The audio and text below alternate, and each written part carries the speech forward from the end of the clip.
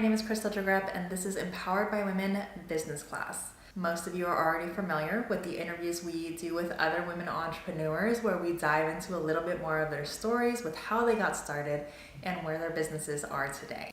Don't worry, those interviews aren't going anywhere, but this mini-series is going to be diving into strategies and not just stories. We'll be collaborating with select women-owned and led brands to dive into all of those juicy things that are really going to help you up-level your business, develop new skills, and break down any mindset barriers you might be holding on to as an entrepreneur. Each collaboration will be a multi-part series within this mini-series so that we can really focus on specific topics with experts in all of those fields. Each episode will drop Thursday of every month, so make sure you stay tuned. Have your pen and paper ready to take notes so we can really build that business of your dreams. All right, let's get into it.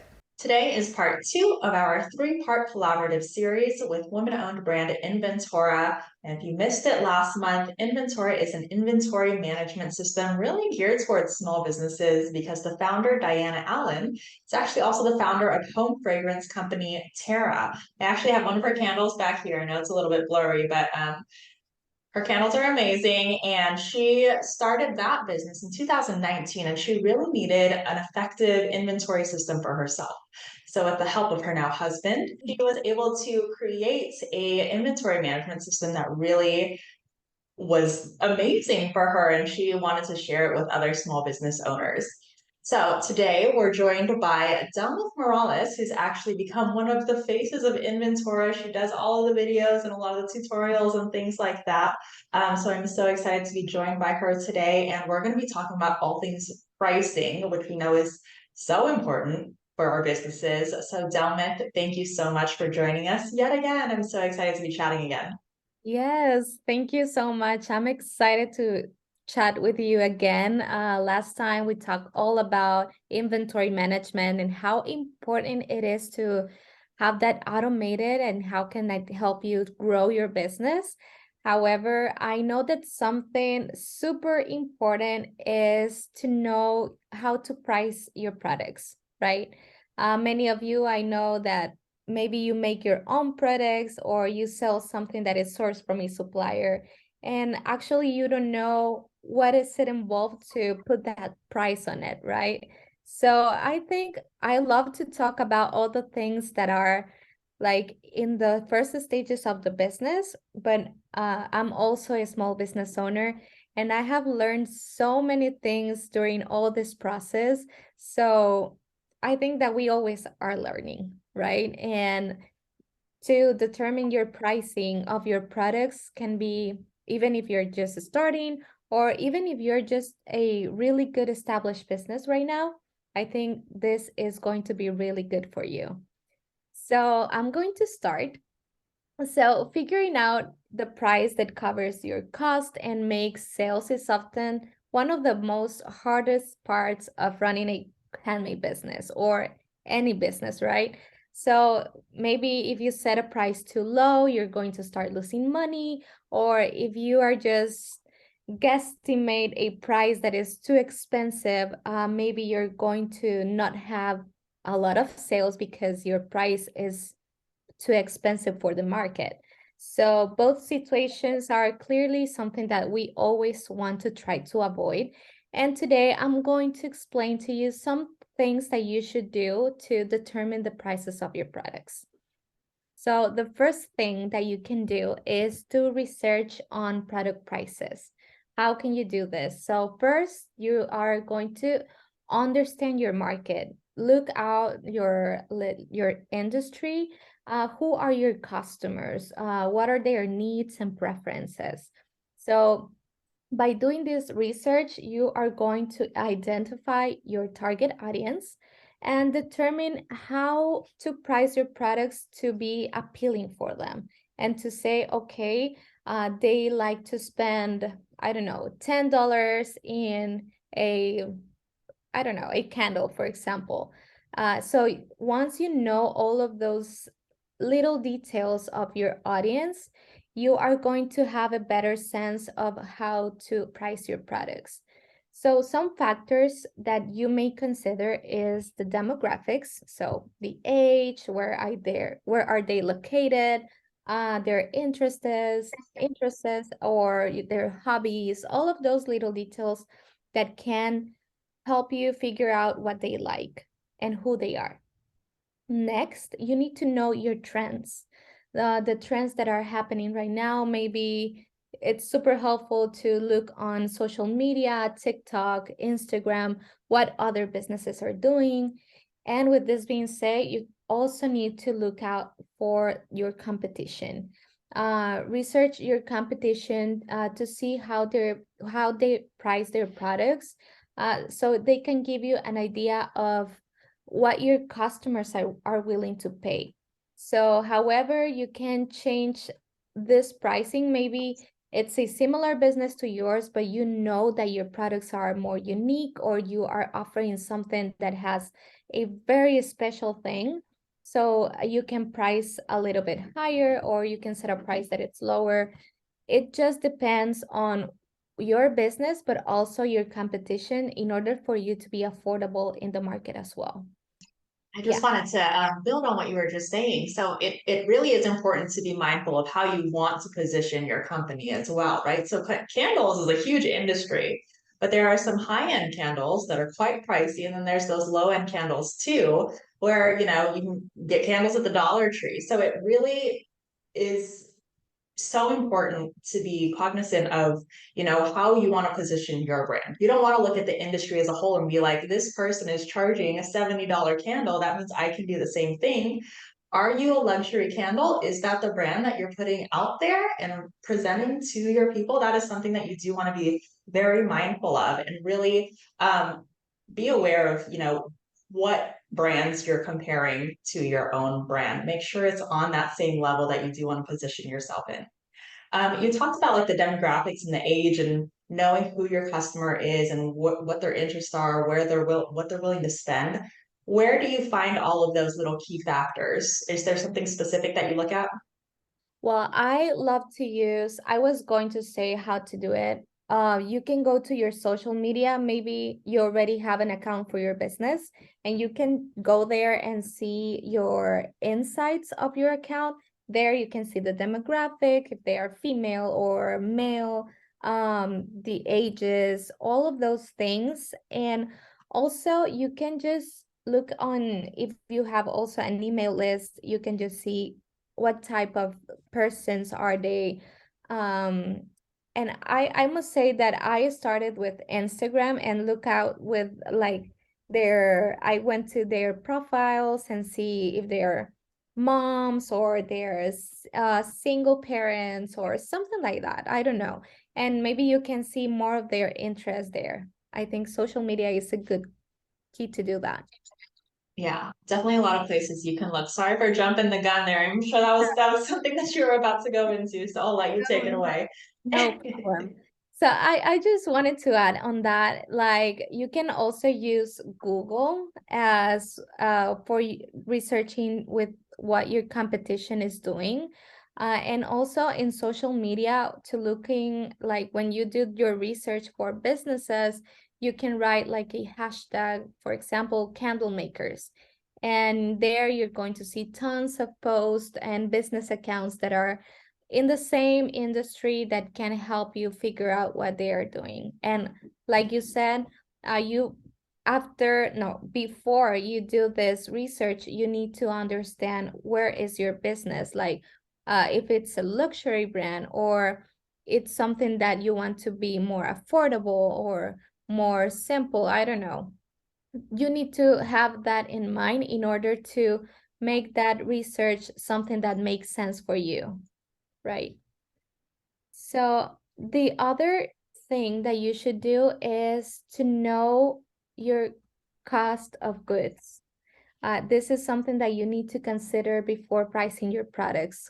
Cost of goods are the main thing, like the core of your products. So you definitely need to know the cost of your goods. So this includes the materials that you use to create the product, your label cost, if you have employees, their like salary, your rent, utilities, packaging supplies, all of those things that are included in order to make that product and fulfill every order. So all of these factors will be necessary to determine the price of your product. So it is also vital to keep track of all of your expenses. And with this specific step, I honestly try to recommend always Inventora, because maybe you're doing your products in batch and you actually don't know how much one of each costs. So in Inventora, if you just input all the things that are included in the batch, you're going to have a cost breakdown per piece. So you will have a better sense of how to price your products. You're going to be able to keep track of all your expenses, which is great. And you're going to have a better sense of how to price your products. Yeah. So with Inventora, I'm glad you brought it up. So for the users that are using Inventora, like let's say I bought like 1,000 boxes, can I just put like 1,000 boxes of whatever, $300? Sounds pretty unrealistic, but and then it'll break it down individually for you, right? So you're not having to do all those little number crunching. No, I mean, that's like when I started like playing around with the system, I was like, oh gosh, I wish I had this since I started, because that's like honestly one of the things that we struggle with, like calculations. So yeah, the system does that for you, and you just need to input all the materials and things that you include in each one of your products, and that's it. So Awesome. Thank you. yes. So I think right now I'm going to dive deep more into how to calculate your product pricing. Um, and before doing this, you need to determine your profit margin. So a profit margin is, of course, how you want to, like, what you are making and what you want to gain with each sale. So I research a little bit, and around 8 to 30% of profit margin is fair for handmade businesses or for product businesses. This means that for every $100 worth of goods you sell, you should expect to make a profit of $8 to $30.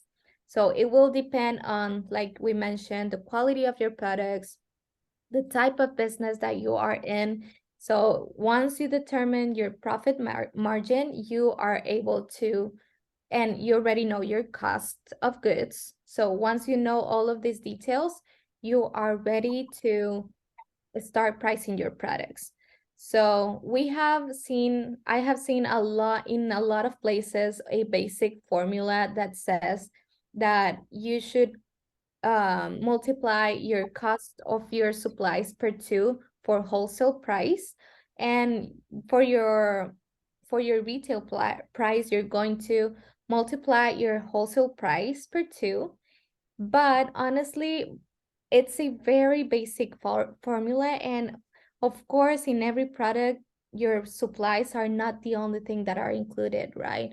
We also have the hours that you spend doing the product, all your packaging, your overhead prices, and all of those things that are included. So I would say that that's a really helpful formula, but I highly recommend you to dive deep more and to calculate also the time you have spent in making that product. So there are two ways to do this. You can use an hourly rate to price your products, like set an hourly rate for all of your products. Or if you work out how long each product takes you to make, you can have a guide of those pricing, and or you already know how many hours does it takes you to make each one of your products.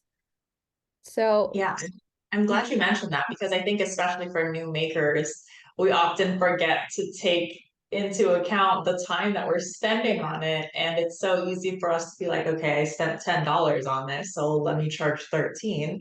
but how long did it take for you to put that together? And we really need to charge our worth, right? Otherwise, you're just working for free. Yeah, absolutely. And we know that time is money. So that's something that we definitely have to take into consideration when pricing your products.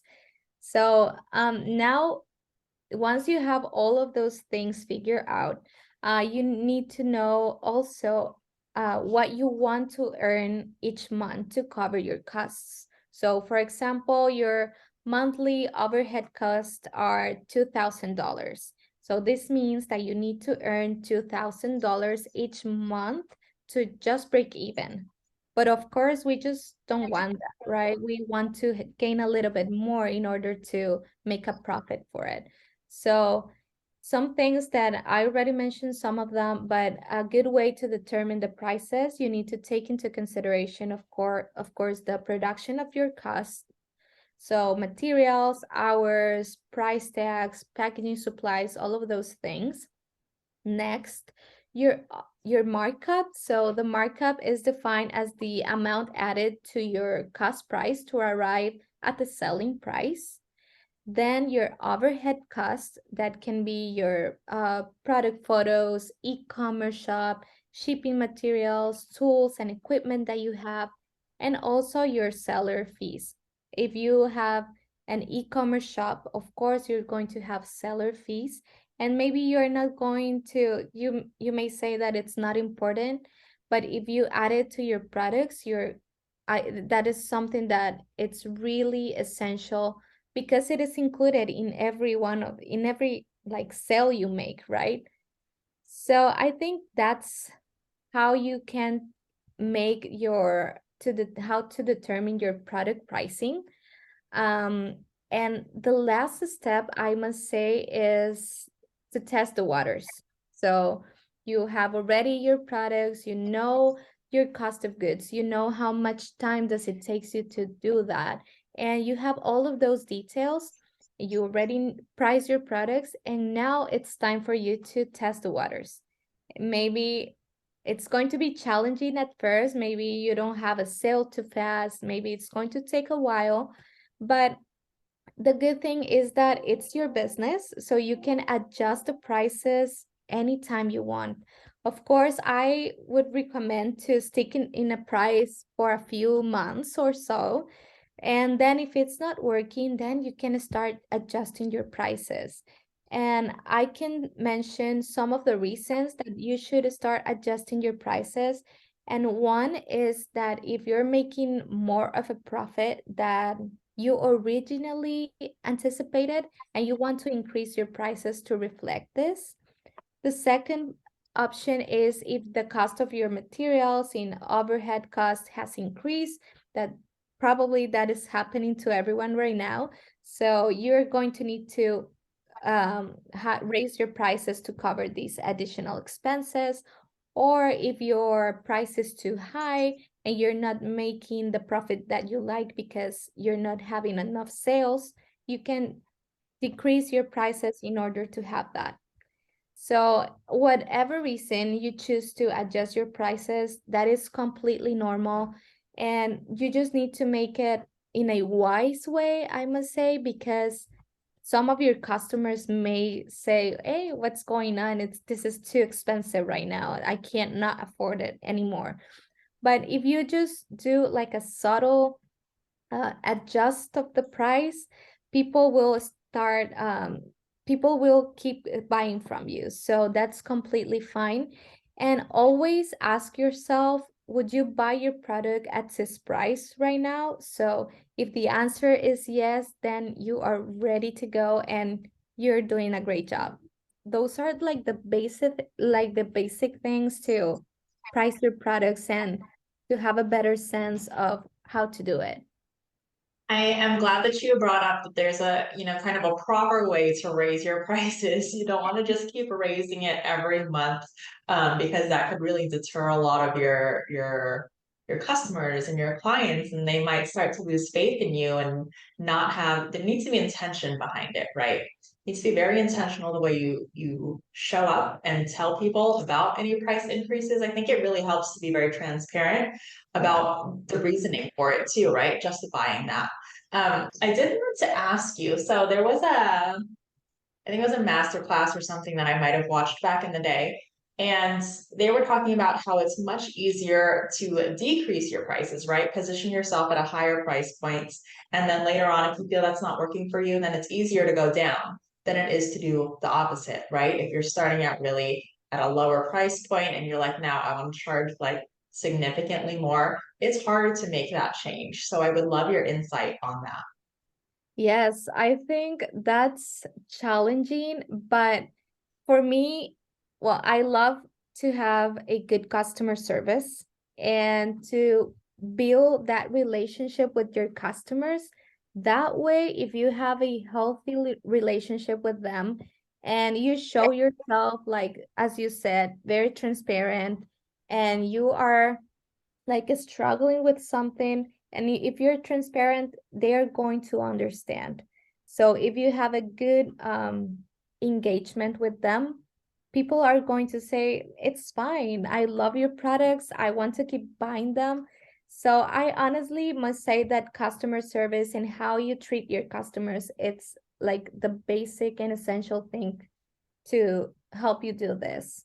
I totally agree. At the end of the day, people really are supporting other people. The funny thing is, now that I'm saying that, I'm so sure that Diana had said that back to me like a couple years ago when we did our first interview. At the end of the day, people want to support other people. Yeah. And you know, they're in the journey with you. They're not just buying the products solely for the products. I mean, maybe if you're kind of a luxury, high end, they know you just for the brand, but not the person behind the brand. Sure. But for small business owners, for hand makers, they really have that affinity attachment to the people Yes. behind the brand and they want to continue to support you along the way. We're Mhm. all kind of just figuring it out and being very, like I said, transparent about, you know, any price changes, why, and having the intention behind it. And, you know, you're not just trying to like eye gouge anyone by raising your prices. There is a reasoning behind it and you're sharing that. Do you get any like frequent questions from your Inventora audience? Because I know you've talked about pricing before, probably on your IG lives or on your Facebook group. Is there any common questions that you get that we haven't covered? Well, I don't think so. Maybe it's more focused in like wholesale pricing that Mhm. because people are maybe when they start, they're just thinking about their retail price because they are not able to start wholesaling their products. But I must say that if you already know your retail price, you can just uh divide it per two, right? And you are going to have your wholesale price. So because you already know like the retail price has already your cost of goods and all of the things that are included. So it's going to be easier for you to calculate your wholesale price. I think that's one of the most frequent questions. And honestly, once they start using Inventora, if you haven't seen the product, the system, I encourage you to do it because it really helps you understand your cost of goods and the cost breakdown per piece and all of those things. And with that, I think you're good to go. Do you find it pretty common that once someone is ready to go into wholesale, they kind of revamp all of their pricing across the board and not just their retail versus their wholesale? They change everything. Yes, I think that happens a lot. And maybe it is because they actually don't know how to do the wholesale pricing. And of course, I always mention that not all of your products are going to be good for wholesale. So you need to understand first which products are you going to offer for wholesale, and then just focus on that and change the pricing for each one of them, not for all of your collections or for all your products. Can you speak to the importance of like having great pricing when it comes to pitching yourself to retailers? Yes, I think that's something really helpful. With wholesaling, maybe you're contacting more brands that are like high end or they are bigger companies, and they actually just really need to know your price. Like, okay, I love your speech, I love who you are. but I need to know the price, right? So what I always recommend is to have a product sheet, like the product pricing. You have to add there all of your details of each one of your products, the description, the details, the sizes that you offer, and of course the price. And I think once you have that ready and you are sure and you demonstrate that trust that you have in your business and why are you making that with your wholesalers, they're going to say, I love it. I want to work with you. So if you are sure about it and you don't hesitate about that, so you're going to gain their trust. Love it. I think we could potentially even do like a whole session on wholesaling. Yes. Because I know that's something that we definitely have a lot of people that are interested in. But thank you so much, Delmith. I think that was really all really important information. I think that is one of the more daunting questions when you first start a business. Like, okay, I made all these candles, but now how much am I going to charge? I have no idea. Let's just slap a round even 20 on it and hope for the best. But Yeah. there is so much that does go into it. And as Delmith mentioned, for everyone that's listening, Inventora makes it really easy for you to know your numbers. And it's so important to know your numbers. So you're not, selling yourself short, right? We have these businesses because we're really passionate about it, but we still have to take care of ourselves at the end of the day. We still got bills to pay. So you want to make sure you're pricing it right and you are getting that money that you deserve for all the hard work you're putting into your business.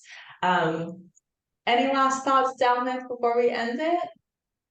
No, I think I covered pretty much what I wanted to talk about today. And I hope this helps everyone if you're starting or if you're just thinking about adjusting your prices. I hope this chat help you figure that out. Yes, and Delmith and Inventora, Diana, they're all amazing. So if you do have any questions after watching this or listening to this, you can head over to Inventora's IG page where they're very, very active and reach out to them with any questions. I'm sure Delmith or Diana would be more than willing to help. Thank you again, Delmith, for joining us today. No, thank you so much for the time. Absolutely. And then, of course, for those of you that are listening, make sure you tune in next month where we will have our third of 3 sessions where we're talking about all about being a pop-up pro, which I know a lot of you guys are dying to hear about. We have a really incredible small business community here that loves being a part of makers markets and vendor fairs and all that fun stuff. And Diana and Delmith, they're pros in that category, okay? With Terra, their home fragrance company, Diana has been a part of so many markets and she's been able to share that with Delmith. And Delmith, of course, has her own small business as well and works with so many small business owners. So I know there's going to be so much juicy insight to share again next month. Be sure to tune in. But thank you so much for all of you at home joining us today, and we'll chat soon.